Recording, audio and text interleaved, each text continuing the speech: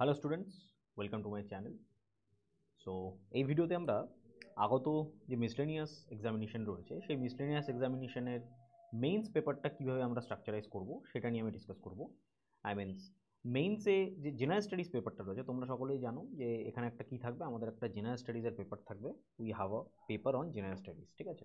তো এই general studies পেপারটা আমরা কী করে স্ট্রাকচারাইজ করব and how to cover the entire syllabus in 50 days, অর্থাৎ 50 ডেজের মধ্যে আমাদের হাতে মোরলেস 18th মে এক্সাম হবে। তো মোরলেস আমাদের হাতে 90 ডেজ মতো টাইম রয়েছে, ফেব্রুয়ারি থেকে মার্চ, এপ্রিল, মে। তো 50 ডেজের একটা ওভারঅল স্ট্র্যাটেজি এবং ওভারভিউ আমি সম্পূর্ণ এই ভিডিওতে তোমাদের দেব। প্রথমেই যেটা ডিসকাশনের বিষয় সেটা হচ্ছে জেনারেল স্টাডিজ পেপার 3, অর্থাৎ 150 মার্কসের একটা জিএস পেপার হবে, যেটা হচ্ছে জেনারেল স্টাডিজ পেপার 3 রয়েছে, যেখানে তোমাদের 50 মার্কসের ডেসক্রিপটিভ সিএ রয়েছে, কারেন্ট অ্যাফেয়ার্সের কোশ্চেন। তারপরে 10 মার্কসের তোমাদের ফুল ফর্ম আসবে, তারপর 10 মার্কসের তোমাদের গভর্নমেন্ট স্কিম আসবে, এবং তারপরে 30 মার্কসের হচ্ছে তোমাদের স্ট্যাটিক জিকে আসবে, ঠিক আছে? স্ট্যাটিক জিকে আসবে 15টা মতো কোশ্চেন আসবে স্ট্যাটিক জিকে, এইটা নিয়ে হচ্ছে 100 মার্কস। আর 50 মার্কসের তোমাদের ম্যাথস আসবে, ডেসক্রিপটিভ ম্যাথ 10টা তোমাদের ম্যাথ আসবে ইন্টু 5 মার্কস করে, টোটাল 50 মার্কস। এটা হচ্ছে overall pattern miscellaneous mains, WPSC miscellaneous মেইনসের পেপার 3, ঠিক আছে? এর জন্য তোমাদের টাইম দেওয়া হবে কত? 150 মিনিটস, 150 মার্কস, 150 মিনিটস, ঠিক আছে? এবার যে জিনিসটা আমি আসবো সেটা হচ্ছে যে কীভাবে আমরা প্রিপারেশান নেবো। তো current affairs is a significant portion, কারণ 50 মার্কসের ডেসক্রিপটিভ কারেন্ট অ্যাফেয়ার্স আসছে, তার সাথে সাথে স্ট্যাটিক জিকেতেও কিন্তু কিছু কারেন্ট অ্যাফেয়ার্স থাকবে যেগুলো আমাদের পড়তে হবে। So current affairs forms a significant portion of the paper. Stay updated with national and international news. Obviously তোমাকে নিউজ পেপার একটা ডেভেলপ করতে হবে, ডেলি পড়তে হবে। Economic developments, new policies, government scheme, এগুলো পড়তে হবে। এনভায়রনমেন্টাল অ্যান্ড সায়েন্টিফিক ডেভেলপমেন্ট, এই জিনিসগুলো অবশ্যই পড়তে হবে। এবং সবথেকে ইম্পর্টেন্ট জিনিস, issue related to West Bengal and international relation, national relation, এটা কিন্তু ভালো করে আমাদের পড়তে হবে, ঠিক আছে? এবং পারলে নিজেদের একটা কারেন্ট অ্যাফেয়ার্সের concise notes, focusing on important fact, date, name, event, এগুলো দিয়ে একটা কনসাইজ নোট বানিয়ে রাখবে। কারণ ইন্টারন্যাশনাল রিলেশনের উপর কিন্তু গত বছরও 2টো কোশ্চেন এসেছিল। এবং সোশ্যাল ইস্যু যেগুলো রয়েছে সেগুলোও পড়তে হবে, ওয়েস্ট বেঙ্গল রিলেটেড যে ইস্যুগুলো রয়েছে সেগুলোও কিন্তু আমাদের পড়তে হবে। টাইম ম্যানেজমেন্ট কী করে করবে? Devote at least 2-3 hours daily to practicing the topic. Apart from তোমরা যতটুকুনি টাইম তোমরা নিজেদের পড়াশোনার পেছনে দিচ্ছ, তার বাইরে দাঁড়িয়ে 2 থেকে 3 ঘন্টা তোমাদের দিতে হবে কিসের পেছনে? প্র্যাকটিসের পেছনে। কেন? ফুল লেন্থ মক টেস্ট তোমাদের দিতে হবে, এফএলটি। কারণ মিসলেনিয়াসে কিন্তু time management is a huge factor, ঠিক আছে? মক টেস্ট দেবে, প্রিভিয়াস ইয়ার পেপার আমাদের কাছে 2018-এর মিসলেনিয়াস এবং 2019-এর পেপার রয়েছে। তার আগের পেপারগুলো যদি জোগাড় করতে পারো, অবভিয়াসলি জোগাড় করে তোমরা সেই আন্ডারস্ট্যান্ড করবে বা বুঝবে যে কী টাইপের কোশ্চেন করা হয়েছে এবং তার ডিফিকাল্টি লেভেল কতটা ছিল, ঠিক আছে? আচ্ছা, এবার আসি অ্যান্সার রাইটিং প্র্যাকটিসের ক্ষেত্রে। অ্যান্সার রাইটিং প্র্যাকটিস কিন্তু কোয়াইট একটা ইউনিক জায়গা। আমি চ্যানেলে খুব শীঘ্রই একটা ভিডিও আনবো যেখানে কী করে প্রপার ডেসক্রিপটিভ অ্যান্সার লিখতে হয় সেটা দেখাবো। কারণ যে 50 মার্কসের যে অ্যান্সার রাইটিং ডেসক্রিপটিভ সেকশন রয়েছে না, এই জায়গাটাতেই কিন্তু স্টুডেন্টরা সব থেকে প্রবলেমে পড়বে। এবং এখানে তোমরা জানো 20 মার্কসের একটা কোশ্চেন আসে, 15 মার্কসের 2টো কোশ্চেন আসে। এই 3টে কোশ্চেনে যারা ভালো করতে পারবে তারা কিন্তু ওভারঅল তাদের সার্ভিস পাওয়ার বা চাকরি পাওয়ার সম্ভাবনাটা কিন্তু অনেকটা ইনক্রিজ করবে। কারণ এই জায়গাটা কিন্তু ম্যাক্সিমাম স্টুডেন্ট প্রবলেমে পড়বে because of the vast syllabus and the structure of answer writing. মানে কীভাবে আমরা প্রপারলি অ্যান্সার রাইট করবো, কীভাবে স্ট্রাকচারাইজ করবো, এই জিনিসগুলো বোঝাটা সব থেকে ইম্পর্টেন্ট, এবং within word limit as well as within the time frame, ঠিক আছে? আচ্ছা, তার কারণ এই যে 50 রয়েছে, দেখো টোটাল আমার এই 50, অনেকের ম্যাক্সিমাম স্টুডেন্ট এটা করতে কিন্তু 60 মিনিটস চলে যাবে।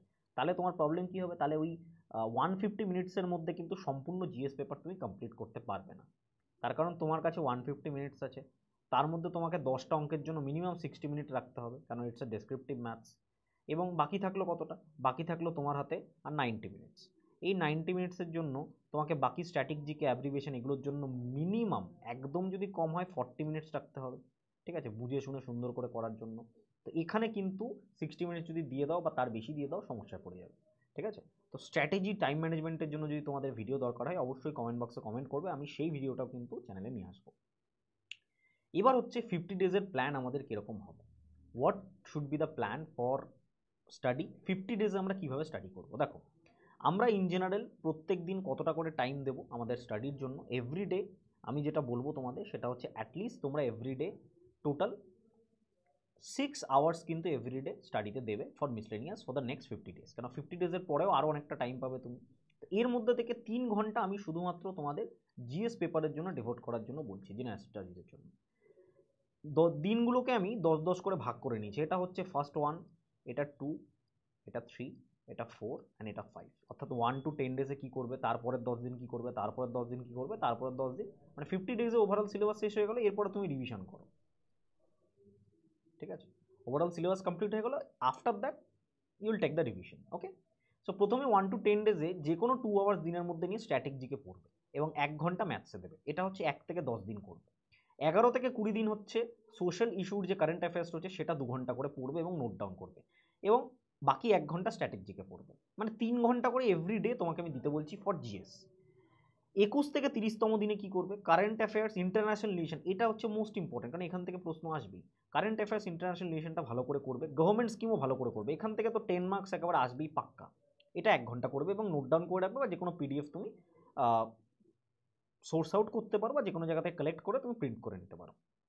31 থেকে 40 দিনে কি করবে, আদার যে কারেন্ট অ্যাফেয়ার্সগুলো আছে সেগুলো ভালো করে পড়বে, ঠিক আছে? এবং স্ট্যাটিক জিকেটাও এখানে 1 ঘন্টা করে পড়তে হবে। মানে ডেলি তুমি 3 আওয়ার্স দিচ্ছ, 3 আওয়ার্স তুমি 1 to 10 ডেজ, মানে ফার্স্ট ডে থেকে 10th ডে অবধি তুমি কন্টিনিউয়াস ম্যাথস করবে ডেলি 1 ঘন্টা করে।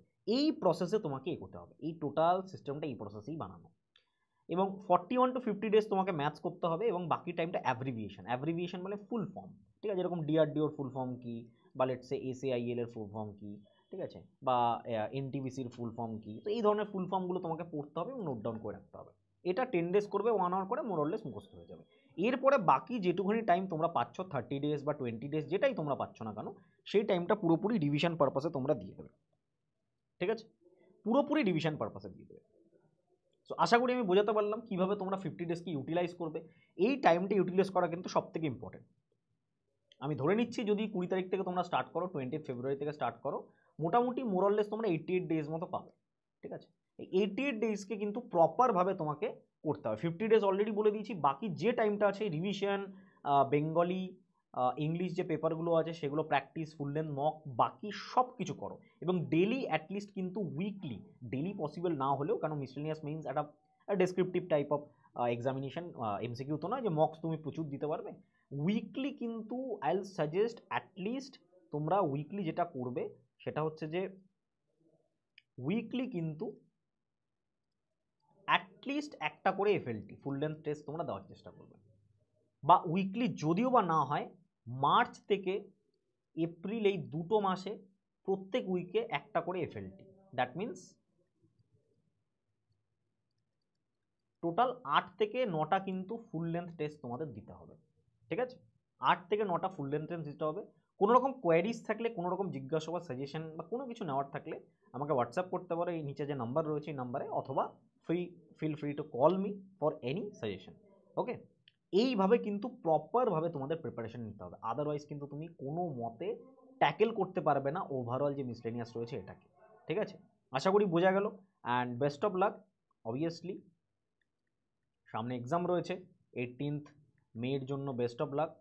একদম ডেডলাইনকে সেট করে নাও, আমাদের যে ডে রয়েছে এই ডেটাকে আমরা ফলো করে এগোই, প্রপারভাবে প্রিপারেশন নাও। ইম্পর্টেন্ট জিনিস full length test, revision and proper material, এই 3টে জিনিসের ওপর বেস করে তুমি যদি পড়তে পারো ফর দ্য নেক্সট 80 ডেজ, চাকরিটা তোমার হবে, ঠিক আছে? চাকরিটা কিন্তু তোমার হবে। সো আশা করি সব বোঝাতে পারলাম। চ্যানেলের সাথে যুক্ত থেকো, ভিডিওতে দেখার জন্য থ্যাংক ইউ। এরকম আরও ভিডিওস কিন্তু তোমরা আমার চ্যানেলে পাবে।